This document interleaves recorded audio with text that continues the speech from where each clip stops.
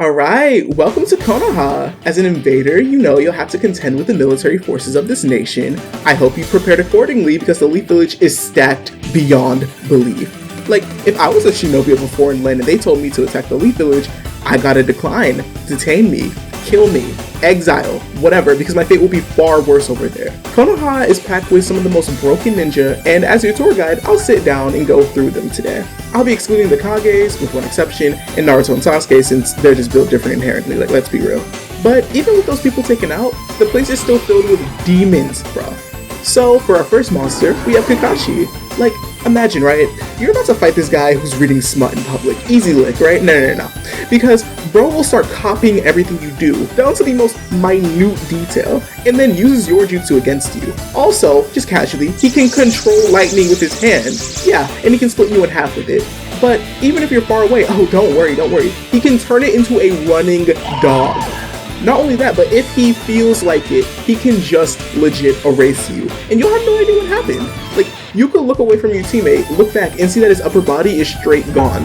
This is one guy. Like, facing him is already too much, and somehow he's not the worst one here. Let me introduce you to Kakashi's bestie, Guy. He doesn't typically use jutsu, so you don't gotta worry about that. No. Don't worry about that. He can only use his hands for real. He'll just punch and kick, but when he gets super amped, he can punch flames, create a tiger of death, or make God himself fear for his life. Keep in mind, he can amp himself up if need be. And for half of these techniques, you will die unless you're built different. And like, this isn't conjecture, or like, this isn't like glazing. The man himself says it. That kick that he does here, game over. And a reminder, this is straight taijutsu. There's no tricks, no loopholes, no nothing. Straight, unadulterated hands. He can legit bend space with his hands and feet alone. And also, don't forget, there's a mini him running around here too. Have fun with that. But enough about those two. Let's move on to a family of demons, the Uchiha. Now, I may have sounded like Tobirama right there, but as your enemies, demons is a light insult. Itachi and Shisui are so dumb, like I can't even... Like, okay, let's start with Itachi. Bro can keep you in torment for years in a split second. Like, he can just straight up force you to have a bad trip. But don't worry, you won't suffer long, because he can hit you with flames that don't stop. But wait, there's more. He has his own mecha that he can straight hide in. Oh, and don't worry, this mecha has tools, like a blade that can seal you, trapping you for eternity in a fake reality, right? And if that wasn't enough, he has a shield that can block everything. There's nothing that can get past it, right? Cutesy, fun, slay. But let's give the spotlight to Shisui, our special little guy that breaks all the rules. Let's start with his genjutsu first, which most Uchiha would have to look someone in the eye for, but no, not him. No. He couldn't possibly play by those rules. Instead, he can just do it from wherever. Like, he doesn't have to look at you. He doesn't even have to be nearby you, because guess what? He can also do it from crazy far away. But like, just genjutsu would be strong, but like, whatever, right? You would think, but his simple techniques have people quaking, shivering in their boots. And simple, you might say, like, oh, why are they simple? Yeah, because his advanced techniques can instantaneously brainwash you. I'm not talking like I'll snap out of it.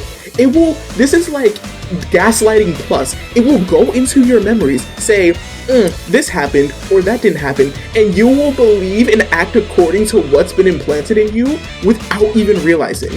Like, oh my god. And okay, granted, he only has 2 of these, and after he uses one, it has to recharge for a decade. I'm not sure how they got that metric though, since, you know, the story, but whatever. I'll take Kishimoto's word for it. It has to recharge for a decade. But the potential that bro can control you, or God forbid your leader, to do whatever he wants is beyond terrifying. And oh, don't worry, that's not his only trick. He can also just teleport. He's known for teleportation, so if you counter his genjutsu, you better pray you can counter them hands. And let's just say, by some miracle, you defeat Itachi and Shisui. The f*** you mean nuh-uh? Yeah, because the Uchiha had this funny technique called the Izanagi where they could just say to the world itself, no, I don't think that happened. Now, they do lose their eyes for doing this, or one of their eyes for doing this, but it's still broken beyond belief. And I'm not even going to touch on Izanami because that's just so much. But okay, you might say, that's the Uchiha clan, of course they'll be busted. Let me direct you to Ino Shikacho. Now, the 3 clans that make up this formation are the Yamanaka, Nara, and Hakamichi clans. Slay, love that. And when they come together, the formation is so busted, bro. Like, let's give a cutesy rundown of their abilities, starting with the Ino branch. Yeah, so they can mind control you casually, like straight up possession. Or, if you want to experience true torment, they can make your body kill your allies, and you will be cognizant of what's going on, and you will have no ability to stop yourself from slaughtering your brethren. Fun! Moving on to Shika, shadows are your worst nightmare now. You're either being controlled by the shadow, forced to mimic your opponent, or being strangled and skewered by the shadow. Keep in mind, any shadow works for them. So God forbid it's dusk, because you are screwed. It's not, you're done. You're done. And on to the last part, Cho. You're not taking, bro. You're not taking, bro. Oh, why do you ask? Because they're the size of the village. Yet they can casually become enormous, and if that wasn't bad enough, if they really, really want to be mean about it, they can turn into a literal human boulder and crush you and grind you if they choose to be that mean. But the best part is, this is all at once, so you'll have to dodge possession, shadows, a giant ninja, and whatever combo attacks they can conjure up and feel like throwing at you. Have fun! Yay! And the other clans in the village, being the Aburame, Inuzuka, and the Hyuga, are just as bad, if not worse. The Aburame clan has bugs that can and will find, eat, and or dismember you. Hope you don't have any phobias, because if you got arachnophobia, sorry babes, this is a hard counter, you're done.